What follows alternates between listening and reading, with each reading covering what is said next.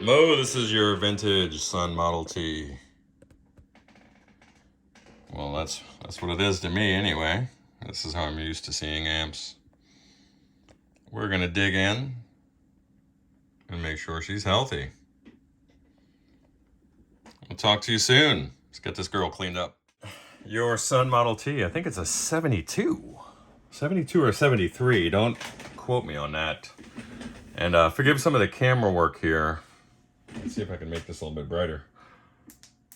For you guys, we're looking at some very old caps. I'm not seeing any evidence of physical leaking.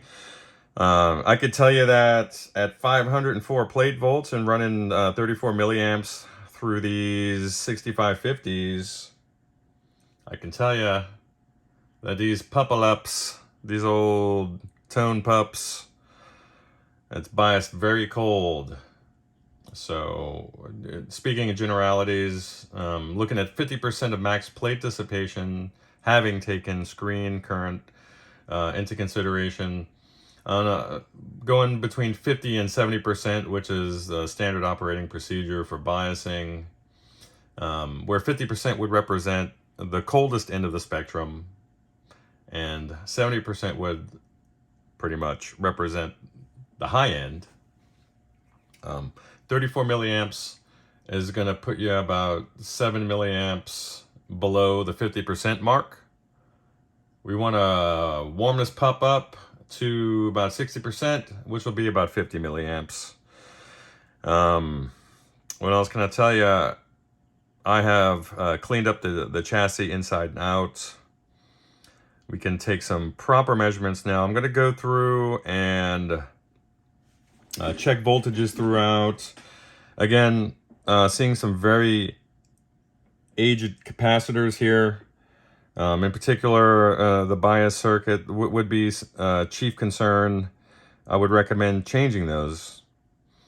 And also the main filters here. You do have a cap can. But I'll go ahead and do some ESR and ripple measurements and see where we stand on that stuff. So, talk to you soon. All right, now, I should have said this earlier, but consider this an addendum and less of a non sequitur that I'm kind of known for. The meter here, I have it set to AC volts because the type of leakage that we're sniffing around for will be in the form of alternating current. Why am I not using this nice little scope here? I'm not using that scope because I don't need to see the ripple. I don't need to see what it looks like. I want to measure it. I don't feel like doing math right now. I want to let my meter do its job. I paid handsomely for it, and we're gonna let the meter do the work here. Okay, so let me show you the test points. This is where I will be focusing, and I might move you guys around. Let me get my leads set up. We don't need to electrocute ourselves early in the morning, do we? No, we don't. So, especially not with 500 volts running through the circuit here where we're going to be probing. So let me get this test set up and I'll bring you guys back in on it. So I had received a few comments saying that people wanted to see a little more technical content. I don't want to get too far in the weeds on this kind of stuff. I don't want to have the liability on my heart and bear the burden of showing you guys something and possibly skipping a safety step that the uninitiated should be taking, but I've already done it off camera or know how to work around certain things. I don't want to give you guys a false sense of confidence about what this is. And this is lethal. Just because you see something over and over again and have built a bit of tolerance, and this goes for me too, just because I've done this for decades and I've built a bit of tolerance around where I put my hands and around the fear of things, doesn't mean that I can take unnecessary shortcuts. Okay, you have to have your wits about you, or you'll end up a dead man. It's just that simple. So having rattled that little caveat off, let me go ahead and set up the ground for this test. And one of the, speaking of grounds, just to keep it kind of cogent and relevant and germane to the topic at hand, let's go ahead and set up a ground right there. One of the weak points on some of the latter Sunn amps was their grounding through these terminal strips. The terminal strip center lug is grounded. You can kind of see there on the actual fastener right there. I'm not near that. I'm like 5 inches away. This fastener there. They'll become loose, or you'll have surface corrosion develop in between the two mating surfaces. And then you lose your ground. It's no bueno. All right. So let me start sniffing around. Actually, let me get this, see if I have enough range on the bias here to bring it up to a respectable level. We have some hum balance.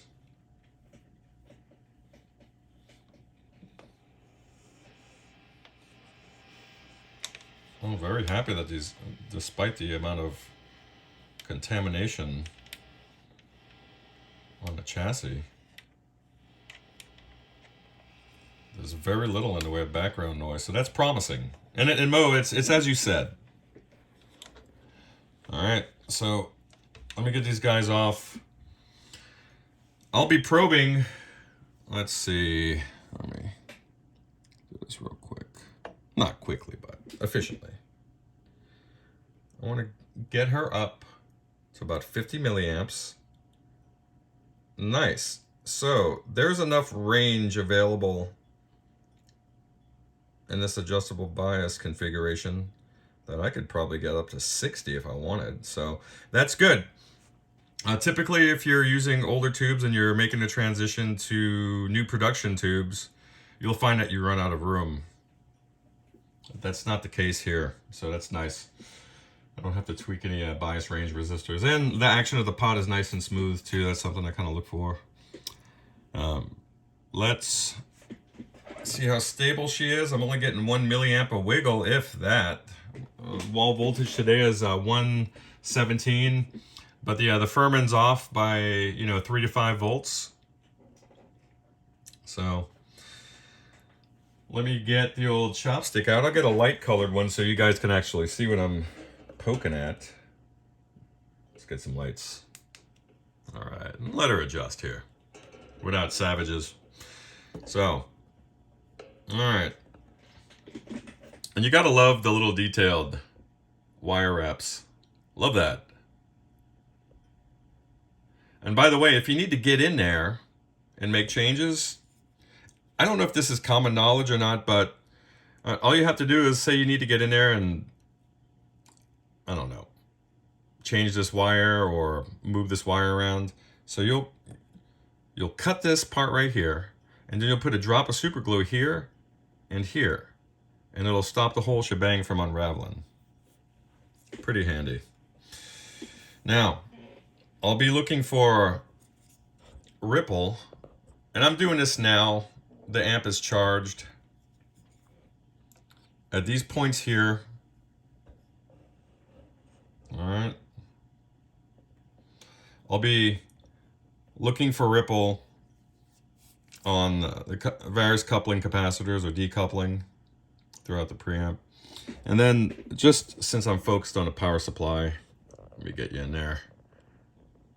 Get that into view. What you see in the center of the frame here, and I might need another light on that because she's dark and cloudy. I'll be looking for ripple here on this can cap and these other electrolytics as well. So even though, just as a matter of fact, these should be changed out because, wow, 1970, think about it. Can you believe that's 50 years? It's insane. A non-wise person once referenced the meaning of the passage of time, the significance of the passage of time. But it really is significant, isn't it? So let's get the meter going. Let's probe. Let's see what kind of ripple we're getting. And then maybe if it's super interesting, maybe I'll throw it up on a scope. But I don't really have that kind of time. So we are AC coupled. Let's see. Let me get this set up. I'm limiting voltage to... There we go. I'm limiting... Let me get the sound off.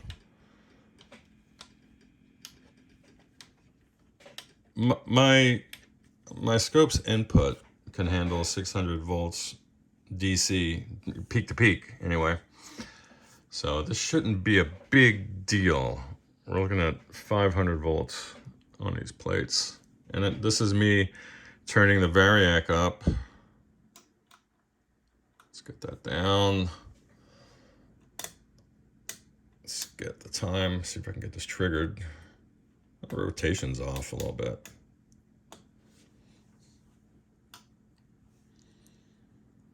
All right. And I'm seeing the flashing here on my end as well, so it's not just you guys.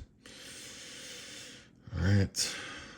Make sure I've got the coupling set up right. The DC should knock it off the screen. Make sure ground is level. Look at that. What is going on with this rotation? It's making me nuts. It's making me nuts. I have to fix it if I can. The minutia of life. But this is what we're looking at here. That should be a flatter line, right? That's the old dirty waveform. And again, there's ground. So we are getting some positive and negative swing there. So let's move over to the next node. Look how much cleaner that is. Let's get this trigger set up. Come on, lady. Having a hard time triggering on this. So there's that node. If you really want to see what it looks like, do you need an oscilloscope? No. You really don't, because your meter is going to tell you the same thing. You want to see what the meter is going to say about this? Let me give you a, if I can juxtapose without electrocuting myself.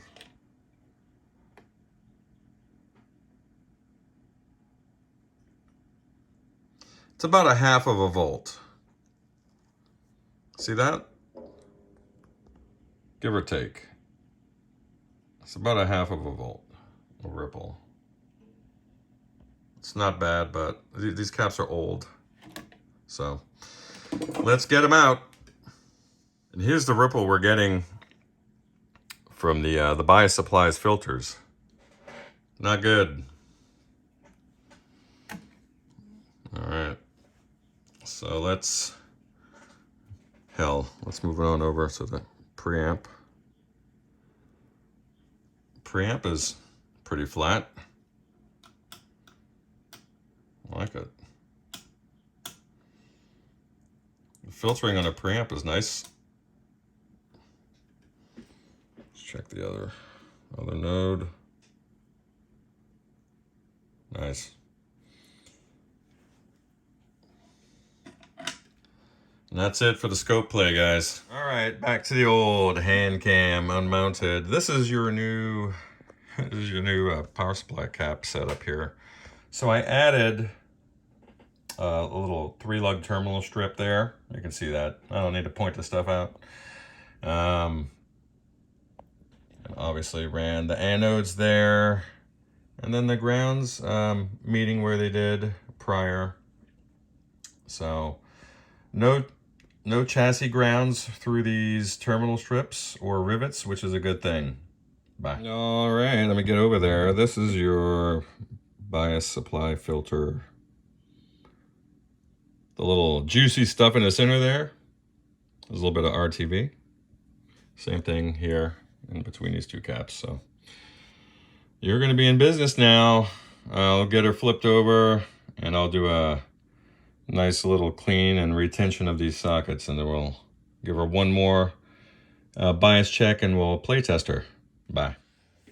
All right.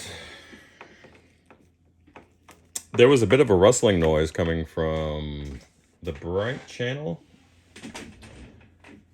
You have two old gold label Fender preamp tubes, Mo, that are not problematic because this is in a head format, but they are microphonic, so I swapped it around to the phase inverter position. It's not acting up there, so just at some point, you'll probably, at some point you'll probably just want to replace those two if they start squealing on you. But right now, no issues.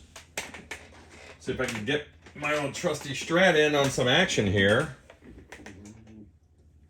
And again, the old caveat that I always lead with is that my index finger and my fret hand is not really functional. So I can't play the fun noodly stuff anymore, and that's all right. Let's do the quote-unquote input that was problematic.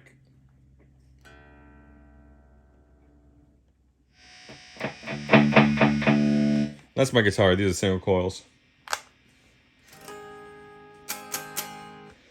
Let's see. Let's do bass up, the treble. We'll cut your head off.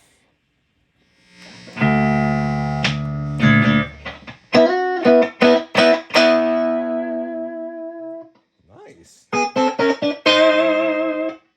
Nice. See if I can bring that down. Let's see if this thing drives. It wants to.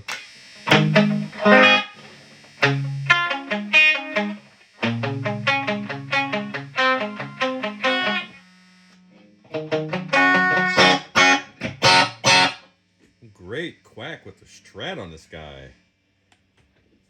Man, I like it. I wonder if there's any interaction with the normal channel. No. Nice. I feel like I should whip out the humbucker guitar on this guy. Let's get her all the way up.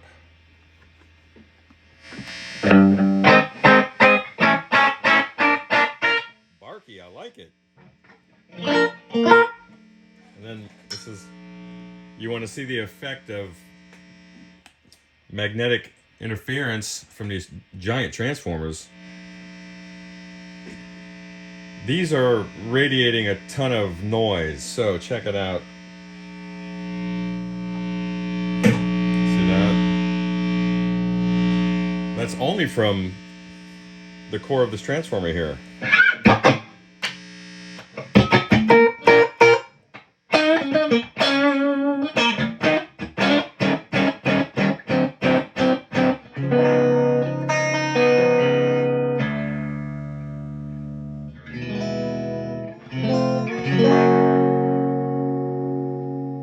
Nice little overtones there, bub. I like it. I like this amp. All right, obviously the bright channel is going to have a little more hiss because the bright cap on the input.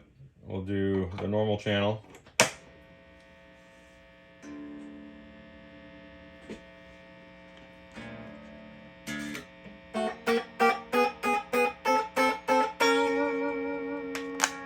Ruh-roh. What's going on there? Is this my cable? Could be my cable. I'll recheck those jacks in any case. Again, that's my Strat making all the hum there.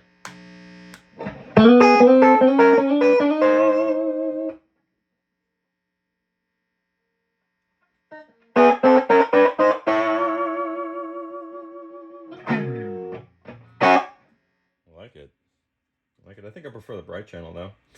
Let's try both. Oh, this was loose. Let's try both in this center position here. I don't know if you can see it. Well, anyway. Then we'll get the interactivity here.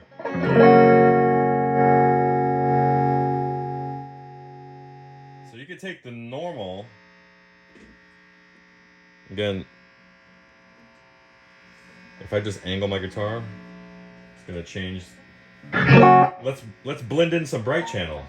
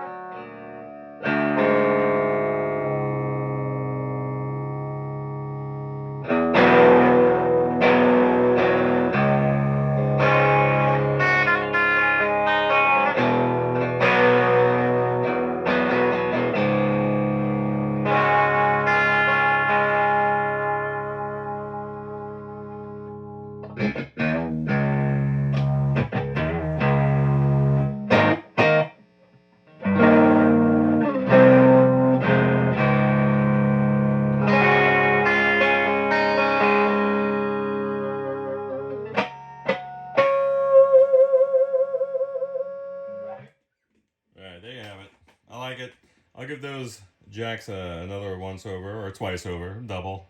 We'll double up on it. And update you soon. Bye.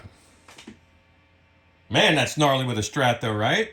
That mid-range control, that's the key. Man. This would be awesome in a tracking scenario where you have, you know, a 5150 type amp, or, you know, set to like mid gain, and then you blend in. Don't get me back into that. But you blend in some of this for a bite.